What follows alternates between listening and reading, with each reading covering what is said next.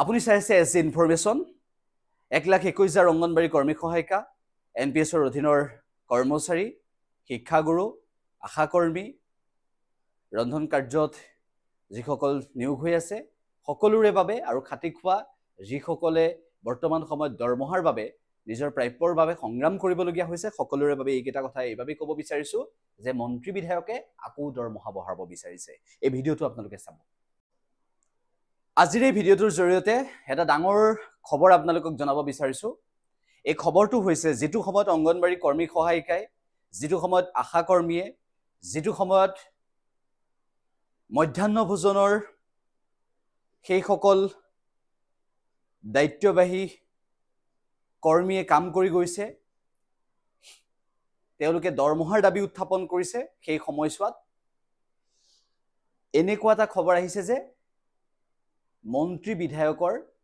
দৰমহা বৃদ্ধিৰ বিষয় উত্থাপন হৈছে 50% এতিয়া দৰমহা মন্ত্ৰী বিধায়কৰ 1,70,000 1,73,000 50% বৃদ্ধিৰ দাবী উত্থাপন হৈছে এই 50% বৃদ্ধিৰ দাবী উত্থাপন হোৱাৰ লগে লগে দৰমহা কিমান হ'ব কল্পনা কৰক 2,60,000 2,70,000 এনে ধৰণৰ দৰমহা হ'ব তেওঁলোকৰ এতিয়া আমি কি কম যে অংগনবাড়ী কৰ্মীৰ দৰমহা 6,000 সহায়িকাৰ দৰমহা 4,000 মিনি অংগনবাড়ী কেন্দ্ৰৰ কৰ্মীৰ দৰমহা নগণ্য আশা কৰ্মীৰ দৰমহা আশা কৰ্মীয়ে মাহেকত 2,500 টকাৰ ভিতৰত পায় ৰন্ধন কাৰ্যত যিসকল জড়িত হৈ আছে তেওঁলোকৰ 1,000 টকাৰ তলত এনেকুৱা এটা পৰিস্থিতি আৰু তাৰ পিছত 2,60,000 টকাৰ ওপৰলৈ দৰমহা বৃদ্ধিৰ বিষয়টো যেতিয়া উত্থাপন কৰা হৈছে সেই সময়ত প্ৰকৃতপক্ষে মাতিব লাগিব ইতিমধ্যে সকলো বিধায়কে এই বিষয়টো সমৰ্থন কৰিছে নাই কৰা সেই বিষয়টো আপোনালোকে এবাৰ জানি লওক সকলো বিধায়কে সমৰ্থন নকৰে কিন্তু ৰাজ্য চৰকাৰে যেটো সময়ত অংগনবাড়ী কৰ্মী সহায়িকাৰ পৰা আৰম্ভ কৰি যিসকল সদায় নিজৰ কামত গুৰুত্ব দিয়া এইসকল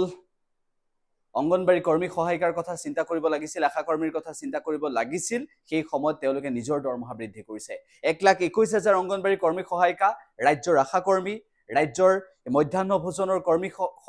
সকলোকে আমি এটো আহ্বান জনাইছো যদি আপোনালোকে এই ভিডিঅ'টো দেখিছে তেনেহলে শেয়াৰ কৰিব আৰু মই প্ৰথমতে এটা কথাই কৈ ল'ব বিচাৰিছো যে ইতিমধ্যে জোৰপুৰি হাত পালেহি এনেকুৱা ধৰণৰ এটা সময় আহি পৰিছে চাই থাকুতেই এনেকুৱা ধৰণৰ এটা সময় আহি পৰি গল যে ৰাজ্য চৰকাৰে আশ্বাস প্ৰদান কৰাৰ পিছত তেওঁলোকে গুৰুত্ব প্ৰদান নকৰে মুখ্যমন্ত্ৰী আলোচনালৈ মাতিম বুলি কৈ আলোচনালৈ নামাতে আৰু তাৰ পিছত তেওঁলোকে নিজৰ দৰমহা বৃদ্ধি কৰিবৰ বাবে বিধায়কৰ দৰমহা বৃদ্ধি কৰিবৰ বাবে 18 চনৰ পিছত আকৌ দৰমহা বৃদ্ধি হোৱা নাই বুলি কৈ দৰমহা বৃদ্ধিৰ যেটো বিষয় উত্থাপন কৰিছে নিশ্চিতভাৱে লজ্জাজনক বিষয় যেটো সময়ত বানত ককবকাই আছে যেটো সময়ত অংগনবাড়ী কৰ্মী সহায়িকাই প্ৰতিবাদ সাব্যস্ত কৰিছে দিনৰ পিছত দিন ধৰি তেওঁলোকে মাত্ৰ কেইটামান দৰমহা বঢ়াই দিবলৈ দাবী উত্থাপন কৰিছে তেওঁলোকৰ 18-20,000 টকা দৰমহা কৰিব পৰা নাই আশা কৰ্মীসকলক তেওঁলোকৰ দৰমহা ভালদৰে দিব ক্ষেত্ৰত তেওঁলোকে গুৰুত্ব প্ৰদান কৰা নাই প্ৰতিদিনে প্ৰতিবাদ সাব্যস্ত কৰিবলগীয়া হয় শিক্ষকে প্ৰতিবাদ সাব্যস্ত কৰিবলগীয়া হয় NPSৰ কৰ্মচাৰীৰ প্ৰতিবাদ সাব্যস্ত কৰিবলগীয়া হয় আৰু তাৰ পিছত মন্ত্ৰী বিধায়কৰ দৰমহা বঢ়োৱাটো কেনে ধৰণৰ যুক্তিসংগত হ'ব আসলতে শুনিবলৈ লাজ লাগে এনেকুৱা ধৰণৰ চৰকাৰ এখনৰ অধীনত আমি অসমত বাস কৰি আছো যিখন চৰকাৰে বৰ্তমান সময়ত সেই খাতি খোৱা মানুহখিনিৰ কথা চিন্তা কৰিব পৰা নাই মই কিন্তু এটা কথা উল্লেখ কৰিব বিচাৰিছো আপোনালোকে ভিডিঅ'টো ইউটিউবত চাই আছে ভিডিঅ'টো ফেসবুকত চাবলৈ ডেসক্ৰিপচনত আৰু কমেন্টত আমাৰ সেই ফেসবুক পেজটোৰ লিংকটো দি দিছো সেই পেজটোত আপোনালোকে গৈ চাব আৰু আপোনালোকে তাত গৈ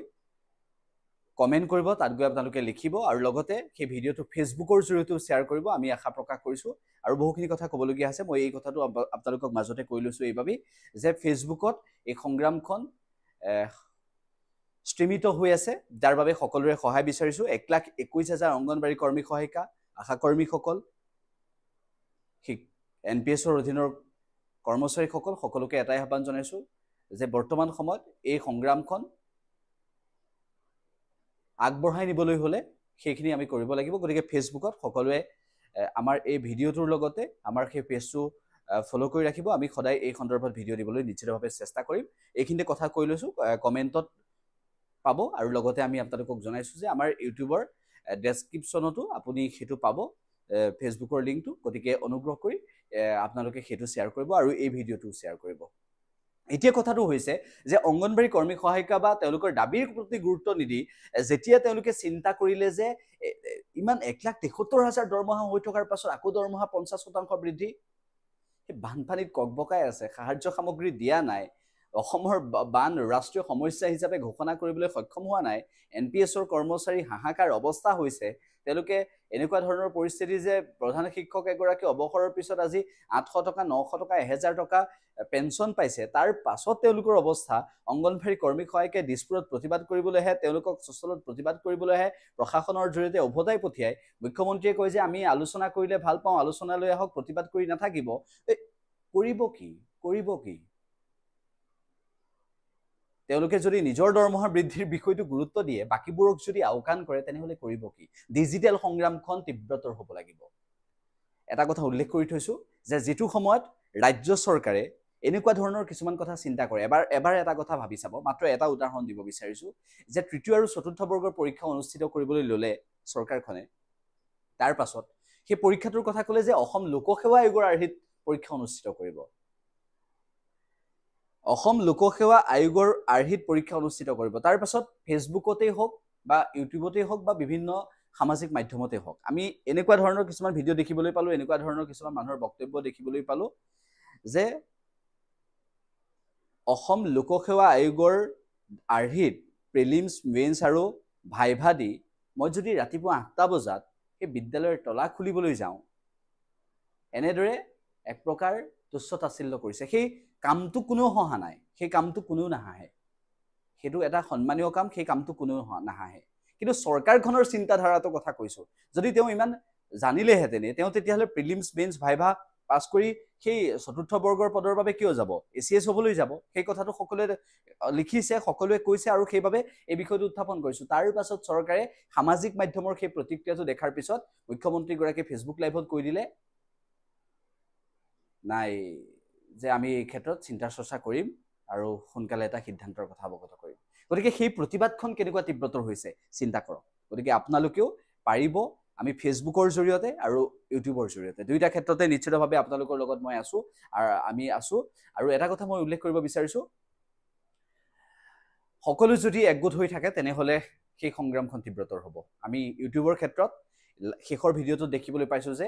অংগনবাড়ী কৰ্মী সহায়িকাৰ প্ৰায় 23-24 হাজাৰ অংগনবাড়ী কৰ্মী সহায়িকা সেই ভিডিঅ'টোত সঁহাৰি দিছে আৰু তেওঁলোকে সেই ভিডিঅ'টোক সঁহাৰি দিয়াৰ পিছত নিশ্চিতভাৱে এটা সমৰ্থন পাইছে ফেচবুকৰ জৰিয়তেও সেইটো হ'ব লাগে আমি লিংক দি থৈছো কমেণ্টতো থাকিব ডেছক্ৰিপশ্যনো থাকিব আৰু আমাৰ ইউটিউবটো খোলাৰ লগে লগে ওপৰত আপোনালোকে লিংক দেখা পাব তাতে আপোনালোকে ক্লিক কৰিব আৰু তাতে আমি ফেচবুক পেজটো আপোনালোকে দেখিবলৈ পাব ফেচবুক পেজৰ লিংকত যাব তাত লাইক আৰু ফলো কৰি থব আশা কৰিছো তাতো আপোনালোকে কমেন্ট কৰিব এবাৰ সংগ্ৰামখন অধিক তীব্ৰতৰ হ'ব প্ৰথম আৰম্ভণি ঘটাইছো একগোট হৈ সকলোৱে গতিকে তাৰ পৰৱৰ্তী সময়ত আৰু অসমৰ আনান সমস্যাক লৈ আমি নিশ্চিতভাৱে মাত মাতিবলৈ চেষ্টা কৰিম আপোনালোকক লগত লৈ আপোনালোকৰ লগত থাকি কাম কৰাৰ প্ৰতিশ্ৰুতিৰে এইটো কথাই ক'ব বিচাৰিছো যে সামাজিক মাধ্যমৰ জৰিয়তে এই যুঁজখন তীব্ৰতৰ হ'ব লাগিব